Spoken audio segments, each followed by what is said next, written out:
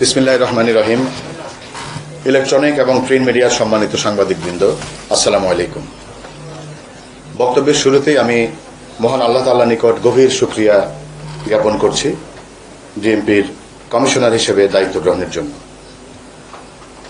Commissioner হিসেবে দায়িত্ব গ্রহণের পর এই অনুষ্ঠানে আপনাদের সবাইকে স্বাগত। গণমাধ্যম হচ্ছে সমাজের দর্পণ। একটি নিরাপদ, অপরাধমুক্ত এবং শান্তিময় রাজধানী গড়ে তোলার লক্ষ্যে ঢাকা মেট্রোপলিটন পুলিশ অহর্নিশ কাজ করে যাচ্ছে। আর আমাদের এই যাত্রায় আপনারা অর্থাৎ সাংবাদিক সমাজ সবসময় অত্যন্ত গুরুত্বপূর্ণ এবং সহযোগী ভূমিকা পালন করছেন।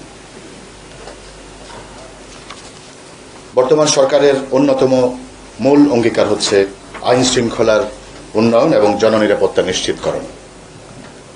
ঢাকা মহানগরীতে এই লক্ষ্য অর্জনে ঢাকা মেট্রোপলিটন পুলিশ দৃঢ় প্রতিজ্ঞ। সম্প্রতি সমাপ্ত আমাদের পুলিশ সপ্তাহ 2026-এর স্লোগান আমার পুলিশ আমার দেশ, সবার আগে বাংলাদেশ আমাদের এই দর্শনকে প্রতিফলিত করে।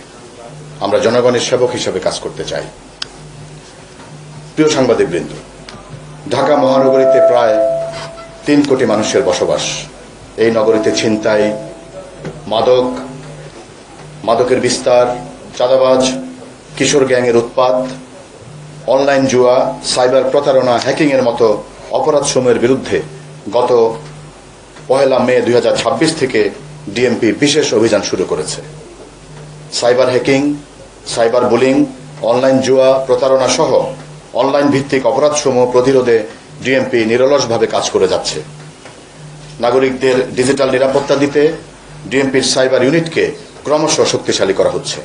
আপনারা জেনে খুশি হবেন, সম্প্রতি ডিএমপির সিটিটিসির অধীনে স্থাপিত ডিজিটাল ফরেনসিক ল্যাব আইসিটি মন্ত্রণালয়ের স্বীকৃতি লাভ করেছে, যা সাইবার সুরক্ষা আইন এবং এর অধীনে যে মামলা সেগুলোর তদন্তের ক্ষেত্রে যুগান্তকারী ভূমিকা রাখবে।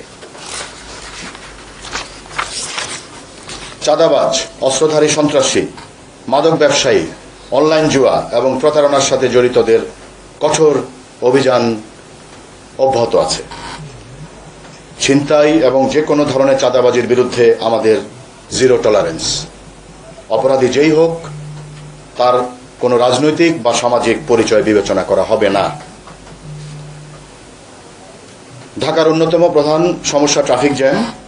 আমরা ঢাকার ট্রাফিক ব্যবস্থাপনাকে আধুনিক ও সচল করতে নিত্য নতুন কর্মপরিকল্পনা হাতে নিচ্ছি এবং চালক ও পথচারীদের মধ্যে সচেতনতা সৃষ্টি করছি। আমরা এর মধ্যে ট্রাফিক ম্যানেজমেন্ট সিস্টেমকে প্রযুক্তি নির্ভর করেছি। গুরুত্বপূর্ণ মোড়গুলোতে এআই ভিত্তিক ক্যামেরা স্থাপন করা হয়েছে। সড়ক পরিবহন আইন লঙ্ঘনের ভিডিও ফুটেজের ভিত্তিতে প্রসিকিউশন চালু হয়েছে। এর ফলে সড়কে আইন মানার প্রবণতা লক্ষ্য করা যাচ্ছে।